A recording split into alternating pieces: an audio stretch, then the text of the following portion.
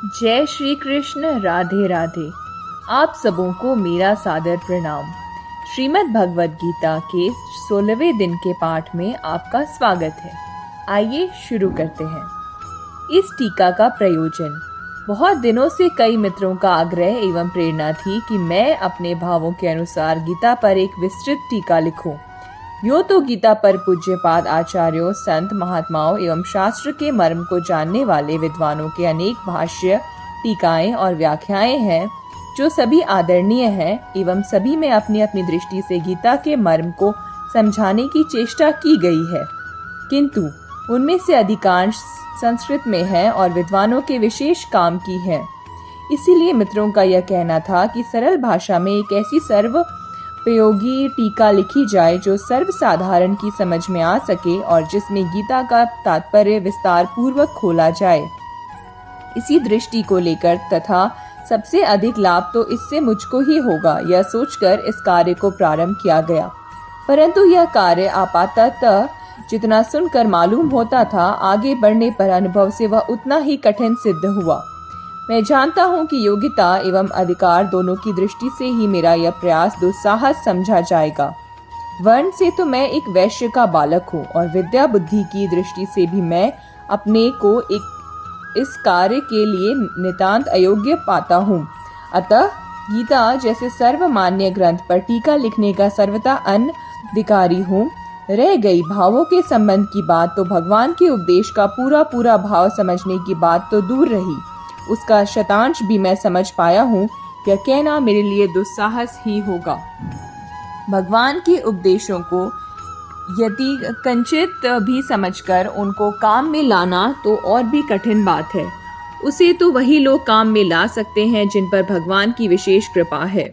पूरे उपदेश को अमल में लाना तो दूर रहा, जिन लोगों ने गीता के साधनात्मक किसी एक श्लोक के अनुसार भी अपने जीवन को बना लिया है, वे पुरुष भी वास्तव में धन्य हैं और उनके चरणों में मेरा कोटिशः प्रणाम है। गीता की व्याख्या करने के भी ऐसे ही लोग अधिकारी हैं। अस्तु, मेरा तो यह प्रयास सब तरह से दुस्साहस पूर्ण एवं बाल चेष्टा ही है, किंतु फिर भी इसी बहाने गीता के तात्पर्य की यत्कंचित आलोचना हुई, भगवान के दिव्य उपदेशों का मनन हुआ, अध्यात्म विषय की कुछ चर्चा हुई और जीवन का यह समय बहुत अच्छे काम में लगा। इसके लिए मैं अपने को धन्य समझता हूँ।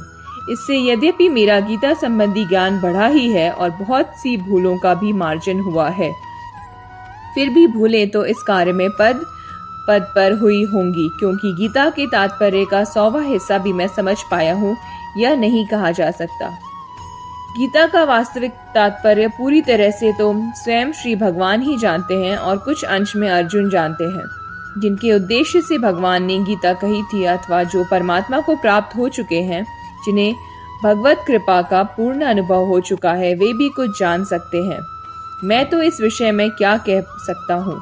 जिन जिन पूज्य महानुभावों ने गीता पर भाष्य अथवा टीकाएं लिखी हैं, मैं तो उनका अत्यंत ही कृतज्ञ और ऋणी हूँ, क्योंकि इस टीका के लिखने में मैंने बहुत से भाष्यों और टीकाओं से बड़ी सहायता ली है।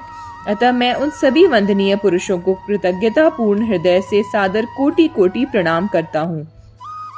हाँ, इस टीका के संबंध में मैं निसंकोच यह कह सकता हूँ कि यह सर्वथा अपूर्ण है। भगवान के भाव को व्यक्त करना तो दूर रहा, बहुत सी जगह उसे समझने में ही मुझसे भूल हुई होगी और बहुत सी जगह उससे विपरीत भाव भी आ गया होगा।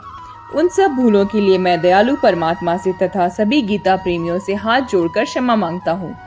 जो कुछ मैंने लिखा है अपनी तुच्छ बुद्धि के अनुसार लिखा है और इस प्रकार अपनी समझ का परिचय देकर मैंने जो बाल चपलता की है उसे विज्ञजन क्षमा करेंगे।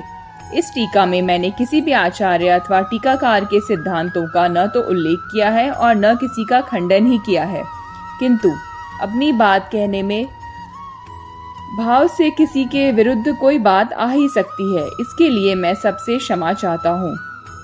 खंडन मंडन करना अथवा किसी सिद्धांत की दूसरे सिद्धांत के साथ तुलना करना मेरा उद्देश्य नहीं है। इसमें इस बात को भी भरसक ध्यान रखा गया है कि कहीं पूर्वापर में विरोध न आए, परंतु टीका का कलेवर बहुत बढ़ जाने से संभव है। कहीं कहीं इस तरह का दोष रह गया है। आशा है कि विज्ञ पाठक इस प्रकार की भूलों को सुधार लेंगे और मुझे भी सूचना देने की कृपा करेंगे। इस टीका के लिखने में मुझे कई पूज्य महानुभावों, मित्रों एवं बंधुओं से अमूल्य सहायता प्राप्त हुई है।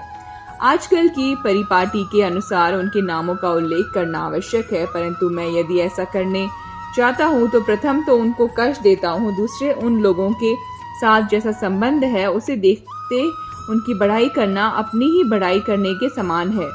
इसलिए मैं उनमें से किसी के भी नाम का उल्लेख न करके इतना ही कह देना पर्याप्त समझता हूँ कि वे लोग यदि मनोयोग के साथ इस कार्य में सहयोग न देते तो यह टीका इस रूप में कदाचित प्रकाशित न हो पाती।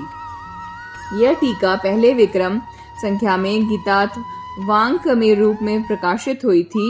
उस समय यह संकेत किया गया था कि पुस्तक रूप में प्रकाशन के समय भूले सुधारने की चेष्टा की जा सकती है। उसके अनुसार कहीं भाषा की दृष्टि से और कहीं छपाई की भूलों का संशोधन करने की दृष्टि से एवं कहीं कहीं नवीन भावों को प्रकट करने के उद्देश्य से भी सुधार किया गया है, परंतु अब भी बहुत सी त्रुटियों का रह गया है तथा किसी जगह दोष दृष्टि से नई भूल का हो जाना भी संभव है।